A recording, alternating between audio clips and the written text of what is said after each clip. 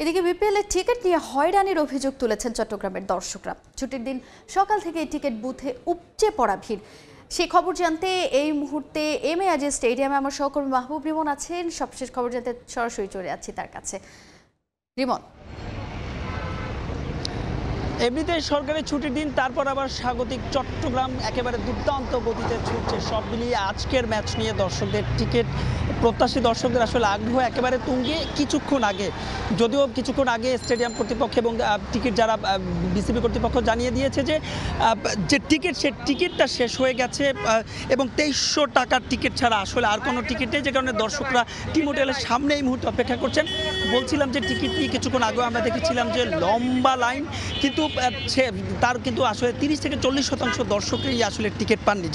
এবং তাদের সবচাইতে বড় যে অভিযোগ, অর্থাৎ দর্শকদের যে অভিযোগ, তারা বলছেন যে এবার প্রায় 80% টিকিট বাংলাদেশ ক্রিকেট বোর্ড অনলাইনে ছেড়েছে এবং যে কারণে তারা যেহেতু তারা বাংলাদেশের দর্শকরা অনলাইনে টিকিট কিনে অভ্যস্ত নন, যে কারণে কিন্তু তারা আসলে সশরীরে এসে টিকিটটা কাটতে এসেছেন। আরও একটি বড় বিষয় হচ্ছে, অনলাইনে টিকিট কিনতে হলে কিন্তু জাতীয় পরিচয়পত্র প্রয়োজন এবং বাংলাদেশের যারা সমর্থক রয়েছেন বাংলাদেশ টাইগার ক্রিকেটের, তার অনেক বড় একটা অংশের বয়স কিন্তু 18 হয়নি, যে কারণে তাদের কিন্তু জাতীয় পরিচয়পত্র নেই, যে কারণে কিন্তু তারা অনেকটা বাধ্য হয়ে অনলাইনে নয় সশরীরে এসে টিকিট কিনেছেন। তবে তারা দাবি করছেন যে খুব একটা বেশি দেওয়া হয়নি, অর্থাৎ যে গ্যালারির টিকিটগুলো রয়েছে 500 টাকা কিংবা তার কম দামের টিকিটগুলো, সেই টিকিট ছাড়া 30 মিনিটের মধ্যে শেষ হয়ে গিয়েছে এবং এমনটাই তারা অভিযোগ করছেন।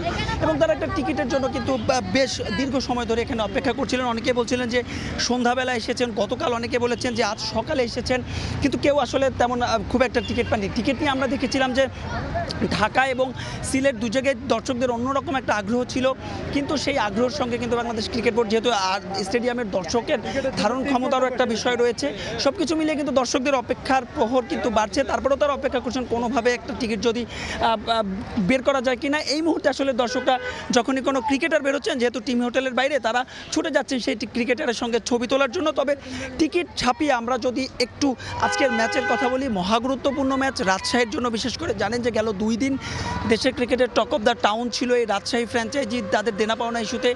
গতকাল এবং আজ পর্যন্ত আমরা জানতে পেরেছি অধিকাংশ ক্রিকেটারই যে পাওনা, সেই পাওনা কিছুটা তারা পরিশোধ করছে রাজশাহী ফ্র্যাঞ্চাইজি কর্তৃপক্ষ, বিশেষ করে লোকাল ক্রিকেটার। এবং আজকে সিলেটের বিপক্ষে তাদের যেই ম্যাচ, সেই ম্যাচটা যদি তারা জিততে চায়, তবে যে কোয়ালিফায়ার কিংবা এলিমিনেটর রাউন্ড রয়েছে, সেই কোয়ালিফায়ার বা এলিমিনেটর রাউন্ডে তারা টিকে থাকবে। তো এই ছিল আমার কাছে চট্টগ্রামের এম এ আজিজ স্টেডিয়াম থেকে টিকিট এবং আজকের ম্যাচের সবশেষ আপডেট।